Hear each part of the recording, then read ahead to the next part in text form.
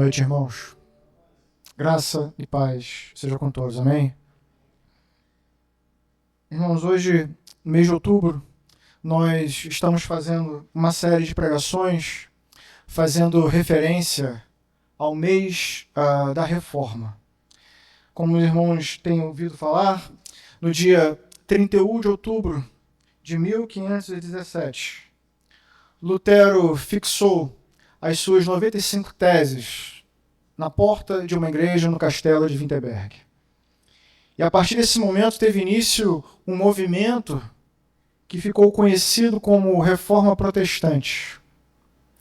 O que foi a Reforma? A Reforma foi um movimento de retorno às Escrituras, um movimento de retorno ao Evangelho que era pregado pelos apóstolos e que se espalhou por toda a Europa e, vamos dizer assim, chegou até nós nos dias de hoje.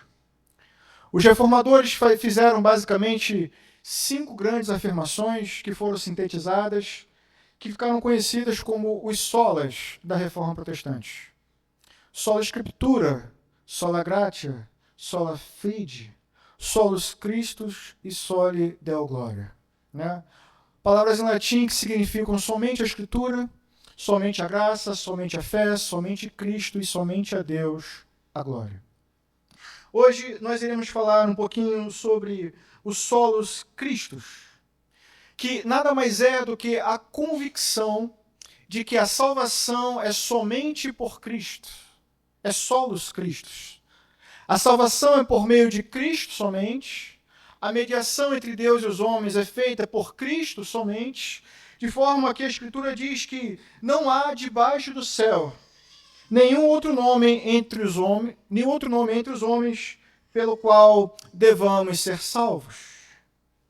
Em outras palavras, a salvação é solus Christus, é somente por meio de Cristo. O pastor Renato Urvagens, ele, no seu livro Reforma Agora, ele diz o seguinte: a reforma trouxe à igreja o evangelho simples dos apóstolos, centrado na suficiência, exclusividade e obra de Cristo para a salvação. A velha confissão de Paulo foi a confissão da Reforma Protestante. Porque decidi nada saber entre vós, senão Cristo e este crucificado. Cristo é tudo em todos. Cristo é o centro da Escritura. Ele é o centro da profecia, é o centro da nossa devoção e é o centro da nossa fé. Pensando nisso, na noite de hoje, nós queremos meditar sobre esse tema que fala sobre a suficiência de Cristo, a centralidade de Cristo. E para isso, agora sim, eu queria te convidar a abrir a sua Bíblia no Evangelho de Lucas, capítulo 9. Faremos a leitura a partir do verso de número 28.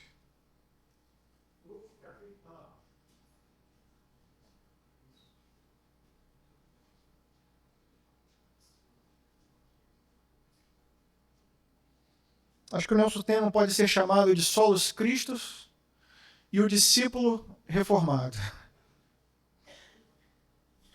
Vamos ler a partir do verso número 28. Eu peço que tenhamos, a partir desse momento, reverência, que façamos silêncio para ouvir a palavra e que possamos, pela graça de Deus, ser edificados por ela.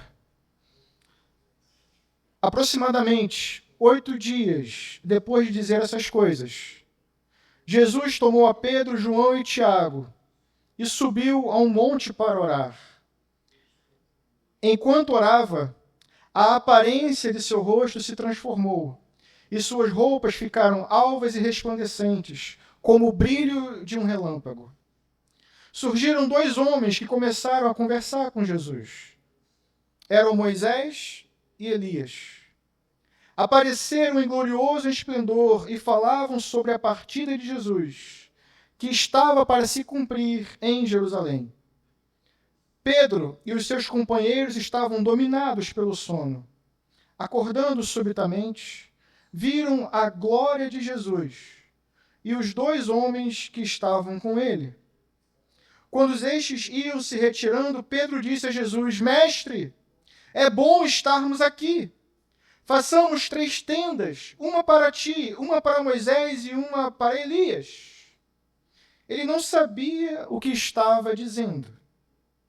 Enquanto ele estava falando, uma nuvem apareceu e os envolveu. E eles ficaram com medo ao entrarem na nuvem. Dela saiu uma voz que dizia: Este é o meu filho amado, o escolhido. Ouçam-no. Tendo-se ouvido a voz, Jesus ficou só. Amém. Queria te convidar nesse momento a orar. Senhor, nosso Deus e Pai querido, tenha misericórdia de nós, ó Deus. A nossa oração é que o Senhor fale a todos nós. Do pregador, ó Deus, ao cristão mais humilde nessa igreja. Todos nós, ó Deus, precisamos da Tua palavra.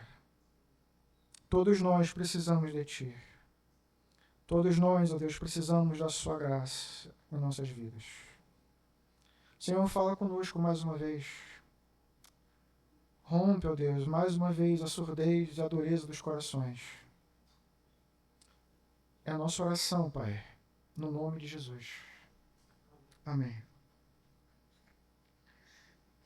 Irmãos, o texto que nós acabamos de ler, ele fala sobre uma das passagens mais gloriosas, uma das passagens que retrata de uma maneira mais impressionante o ministério terreno de Jesus. É o famoso texto da transfiguração. Mas, para a gente entender esse texto, a gente precisa lembrar que a transfiguração não aconteceu de um momento para o outro. Não foi uma coisa que aconteceu de repente. Ela acontece dentro de um contexto muito importante para a gente entender o que acontece aqui. A prova disso é que todos os evangelhos sinóticos, Mateus, Marcos e Lucas, todos eles fazem uma conexão entre o que acontece nesse monte e o que aconteceu alguns dias antes. O próprio texto de Lucas fala isso. Aproximadamente 8 dias antes aconteceu uma coisa. E que coisa foi essa?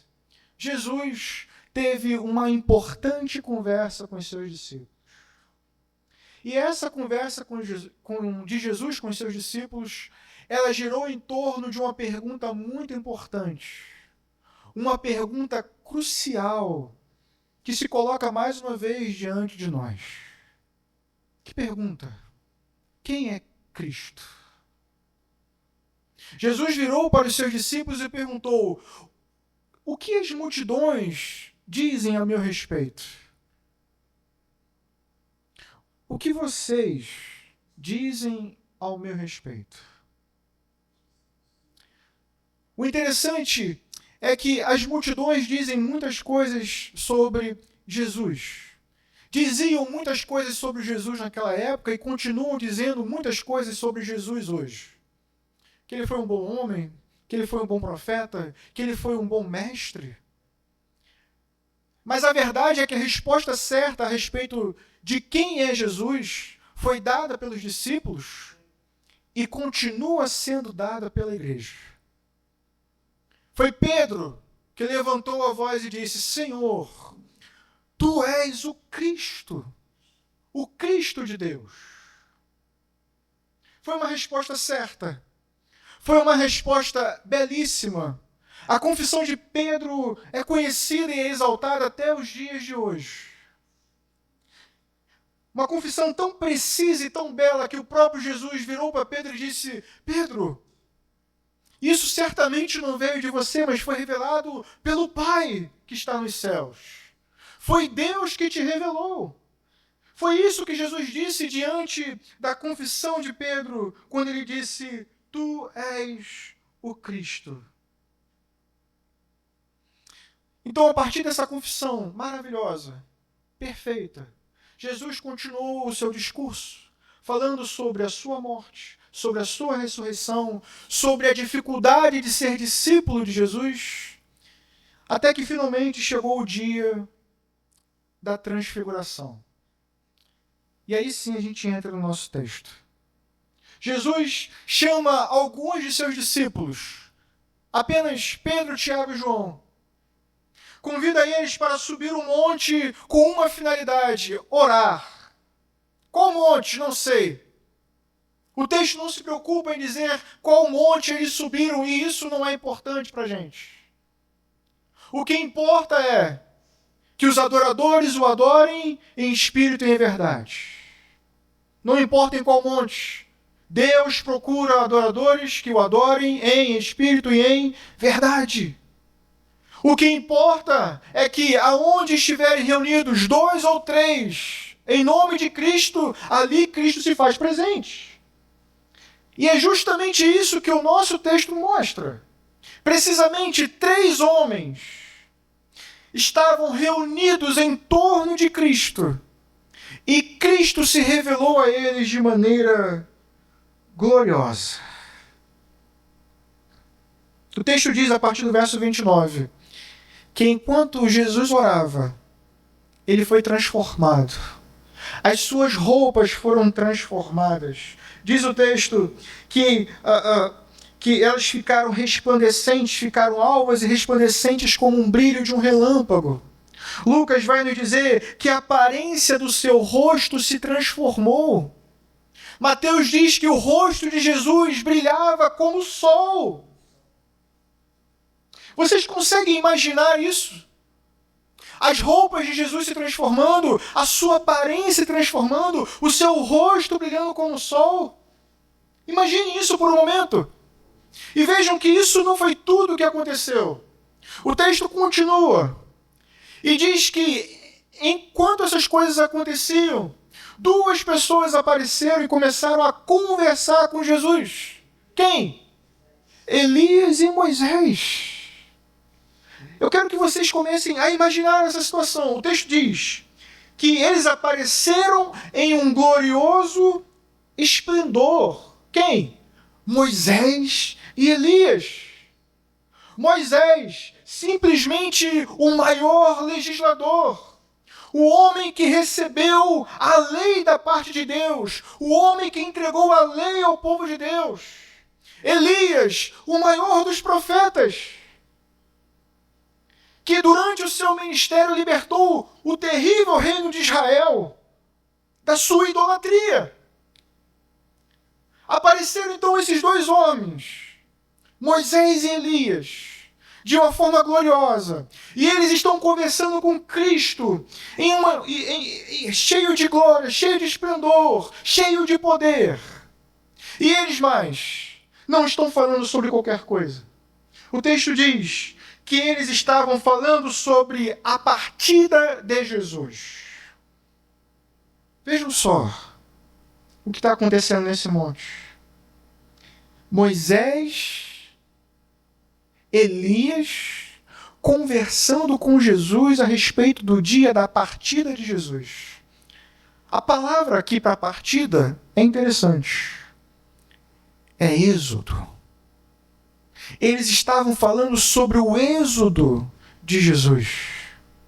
Eles estavam falando sobre o dia em que Jesus, que é maior que Moisés, maior que Elias, Jesus que cumpriu a lei e cumpriu as profecias, eles estão falando sobre o dia que este Jesus seria morto, crucificado, seria morto e ressuscitaria para finalmente perdoar os pecados do seu povo e finalmente conduzir o seu povo a Deus.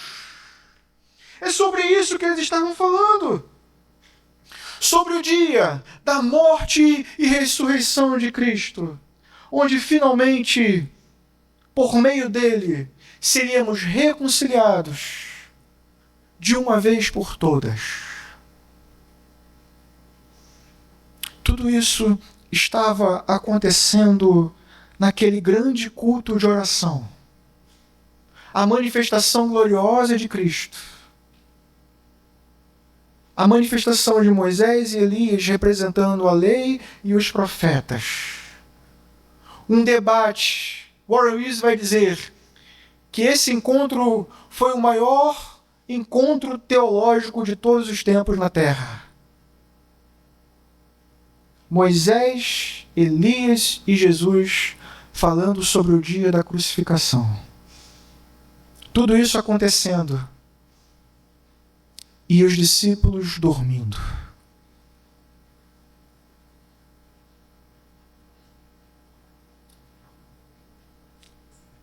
Consegue imaginar?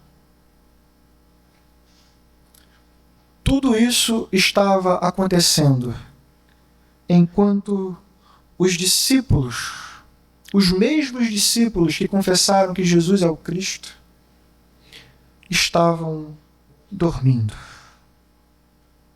Eu queria falar sobre isso rapidamente. Discípulos sonolentos precisam de reforma. Você consegue imaginar isso? Discípulos de Jesus que confessam que Ele é o Cristo, cansados demais para orar. Você consegue imaginar discípulos cansados demais para estudar as Escrituras? Discípulos que ficam entediados durante os cultos, entediados para tratar de assuntos espirituais. Discípulos de Cristo que não sentem prazer, que não sentem alegria em frequentar os cultos e de se reunir em nome de Cristo. Você consegue imaginar isso? Discípulos que só vêm à igreja quando convém, quando dá, quando pode. Eu não preciso imaginar. A gente constata isso com muita tristeza. Que apesar de nos reunirmos em torno de Cristo, em nome de Cristo, mais de 2, mais de 3, ainda assim nos falta deleite na presença dEle.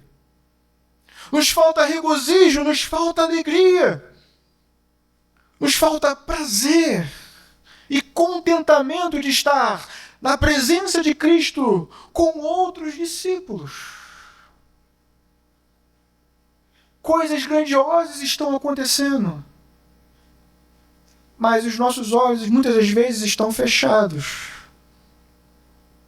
Porque, embora a confissão dos nossos lábios seja muito bonita, nosso coração às vezes está distante de Deus.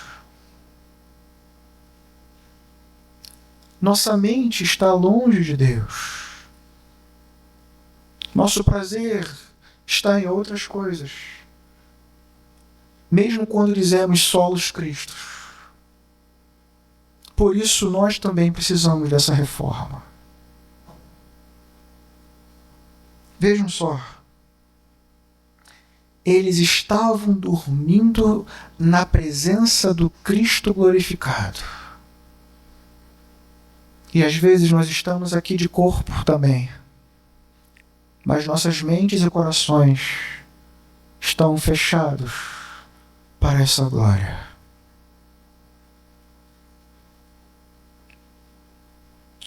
Veja, o texto continua. Eles não estão apenas de olhos fechados, também são ignorantes. Estão com as mentes fechadas. Veja o que acontece. A partir do verso 32. Pedro e os seus companheiros estavam dominados pelo sono. Acordaram subitamente. Viram a glória de Jesus e os 2 homens que estavam com ele. Quando estes iam se retirando, Pedro disse a Jesus: Mestre, é bom estarmos aqui. Façamos 3 tendas. Uma para ti, uma para Moisés, uma para Elias. E veja a nota que vem no texto. Ele não sabia o que estava dizendo. Irmãos, isso é impressionante. Da mesma forma que Pedro entrou na história por ter feito a confissão mais bela, Agora ele entra na história também para falar um grande absurdo. Mestre, é bom estarmos aqui. O homem que estava dormindo na presença de Cristo, de repente acordou e, ei, Senhor, é bom estar aqui? E vejam só, tão grande é o embotamento da sua mente, que ele comete dois erros gravíssimos. Em primeiro lugar, ele não considera a dignidade de Cristo. É isso que acontece quando frequentamos os cultos de forma displicente. Não consideramos a dignidade de Cristo, a sua glória, a sua supremacia, a sua suficiência. Veja o que ele diz. É bom estarmos aqui, façamos 3 tendas. Uma para ti, uma para Eli, uma para Moisés. Em outras palavras, eles estavam colocando Jesus no mesmo pé de igualdade que Moisés e Elias. Eles estavam rebaixando a Cristo dessa maneira, enquanto pensavam em prolongar aquele momento. Não consideraram a dignidade de Cristo. Confessaram a Cristo, mas não solos Cristos. O que eu quero dizer com isso? Era Cristo, mais Moisés, mais Elias. Uma barraca para cada um. E eu ouso dizer, 4 barracas. Por quê? Porque a outra era para o seu próprio ego, para o seu próprio desejo. E eu explico por quê. Quando Pedro confessou que Jesus era o Cristo, e Jesus explicou a necessidade da sua morte e ressurreição, Pedro tentou convencer Jesus de abandonar esse plano. Jesus o repreendeu. Mas aqui, vejam só, Pedro continua insistindo em viver um cristianismo sem cruz. Ele queria um Messias que não fosse crucificado. E também queria viver um cristianismo onde não fosse difícil a caminhada do discipulado. Ele estava querendo erguer 3 tendas, mas estava também querendo fazer com que aquele momento se prolongasse. Quando aqueles homens estavam ali para falar sobre o dia da crucificação. Vocês entendem o que está acontecendo aqui? A gravidade disso? É só vocês imaginarem o tal do e se. E se Cristo tivesse abandonado a missão? E se Cristo ouvisse os conselhos de Pedro? E se Cristo resolvesse montar uma tenda de fato e habitar entre os homens, abandonando a sua missão? De jeito nenhum. Estaríamos perdidos, irmãos. Mas a grande questão é que discípulos sonolentos, discípulos emocionados, agem dessa maneira. E enquanto pensamos na reforma, precisamos pensar quantas tendas nós temos levantado. Quantos outros líderes nós temos constituído e exaltado, quase que colocando eles em pé de igualdade com o nosso Cristo. Basta a gente olhar aí fora, a gente vai ver a veneração aí a líderes, a valorização de títulos eclesiásticos. Temos mais profetas hoje do que na época de Elias. Temos mais apóstolos hoje do que na época de Jesus. Homens com sede de poder, cheios de vaidade, cheios de si mesmos, com o ego inflado, que desejam ter domínio sobre a igreja, que é a igreja de Cristo. Mas se existem os apóstolos, esses falsos apóstolos, existem aqueles que estão dando ouvidos a eles e exaltando a eles, conferindo a eles uma autoridade que é própria e exclusiva do único mediador que há entre Deus e os homens, Cristo Jesus. Mas a igreja contemporânea tem exaltado esses homens quase que a mesma posição de Cristo. O que eles falam é a palavra de Deus. Chamam para si uma autoridade que Deus não lhes deu. Estão usurpando um lugar que não é deles. É Cristo Jesus. Somente Cristo Jesus. Mas nós insistimos em levantar tendas. Tendas para outros nomes, outras autoridades. Pastores, bispos, apóstolos. E assim vai. Mas às vezes erguemos outro tipo de tenda, que é a tenda que leva o nosso nome. Queremos servir a Cristo desde que seja conveniente, desde que seja adequado, desde que não seja preciso seguir o caminho do discipulado, o caminho do tal do negue-se a si mesmo, tome a sua cruz e siga-me.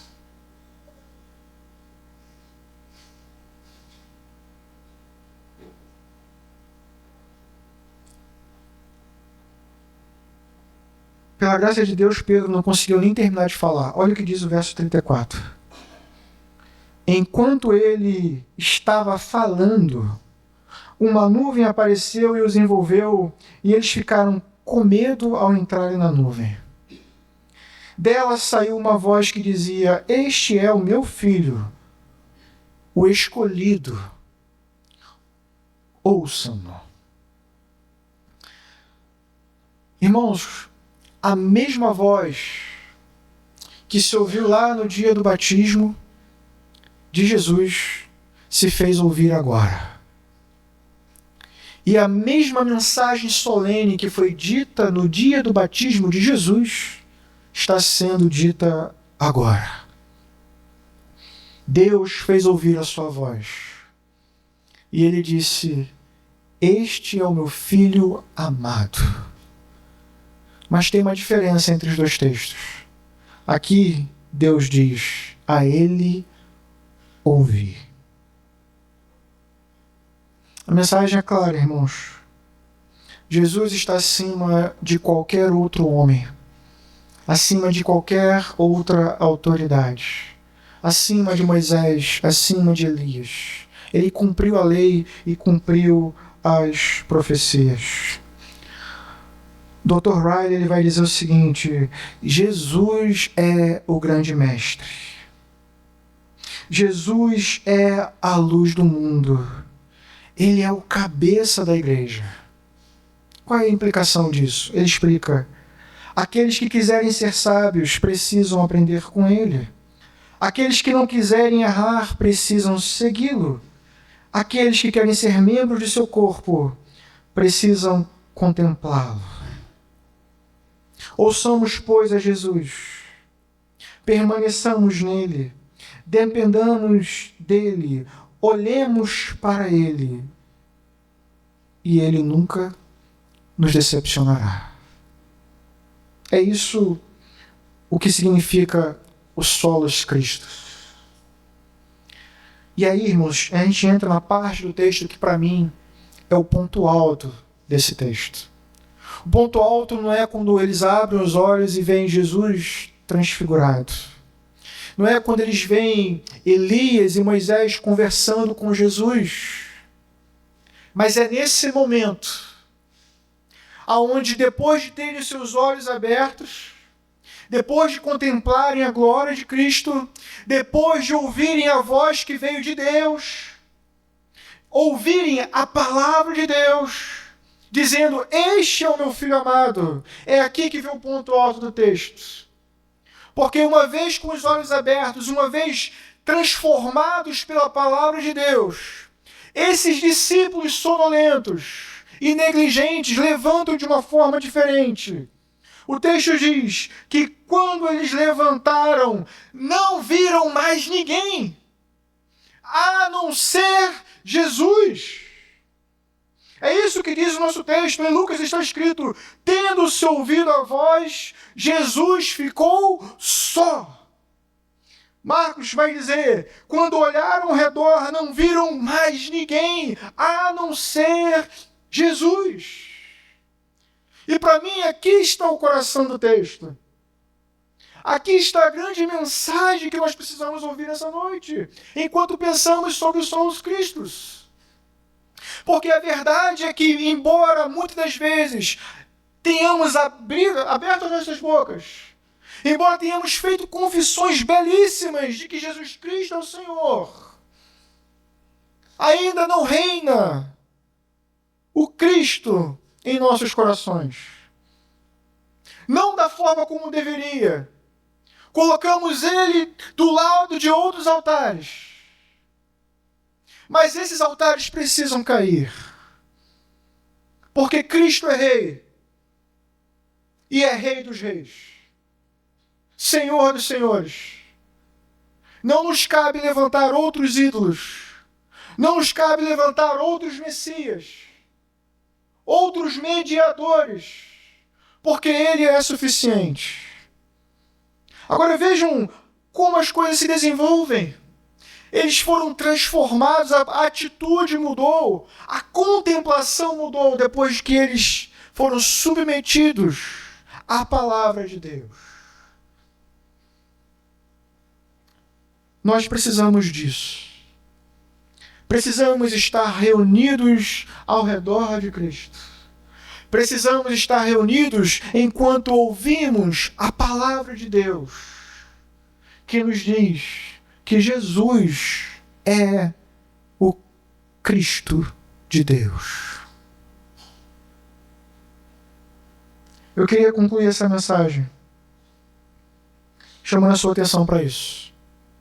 5 séculos depois da Reforma, e nós estamos aqui falando mais uma vez sobre a suficiência da obra de Cristo. O mundo continua perdido em busca de salvação.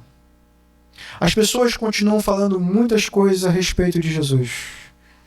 E veja, a resposta certa continua nos lábios da igreja. Jesus é o Cristo. Mas o que eu queria dizer na noite de hoje é que isso precisa ser uma verdade que vá além da confissão dos nossos lábios.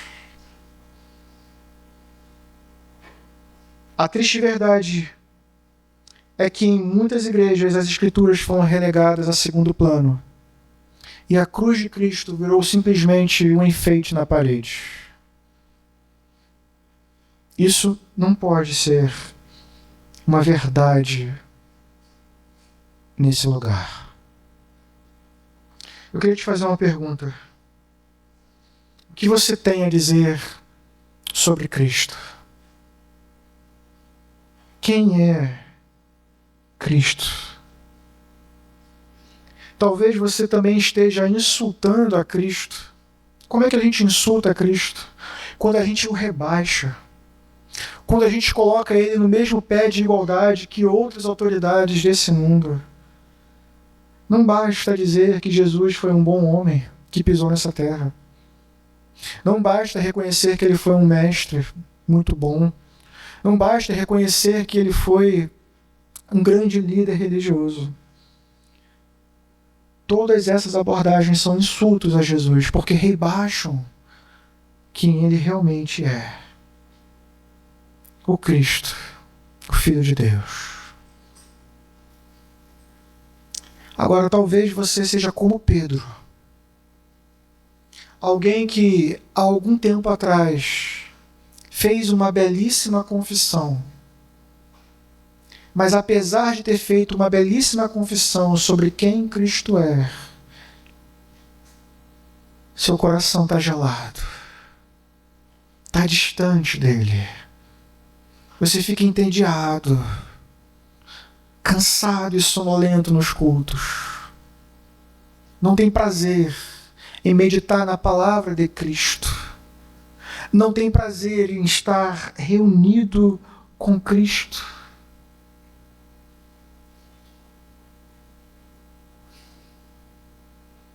Apesar de uma bela confissão,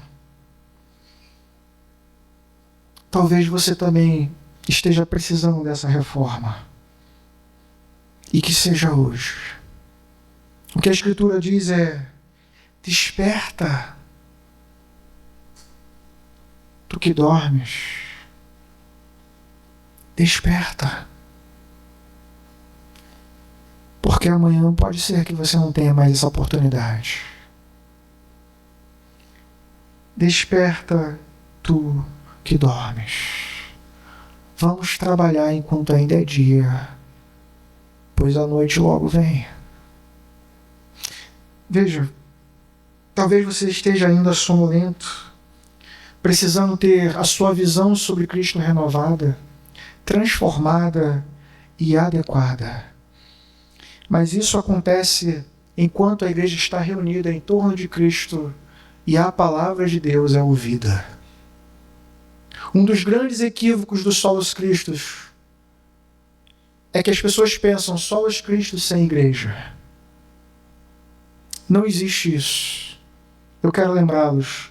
Cristo morreu pela igreja. Se entregou por ela. Não existe igreja sem Cristo. Não existe cristão sem o cabeça, que é Cristo. Não existe solo Cristos sem a eclésia. Nós precisamos de Cristo. E Cristo nos salvou e nos colocou no seu corpo, que é a igreja de Cristo. Se Cristo ainda não é, irmão, o seu supremo tesouro, é tempo de você abrir os olhos diante dele, ouvir a palavra de Deus e clamar por misericórdia. O pastor Spurgeon, ele diz algo interessante, ele diz: assim como um navio acelera em direção ao porto, o crente se apressa em direção ao seio do seu Salvador. Assim como a flecha voa em direção ao seu alvo, o cristão voa em direção ao aperfeiçoamento da sua comunhão com Cristo. Assim, o soldado luta por seu capitão e é coroado pela vitória do seu capitão. O crente luta por Cristo e obtém o triunfo a partir do triunfo de seu mestre. Eu queria orar com vocês.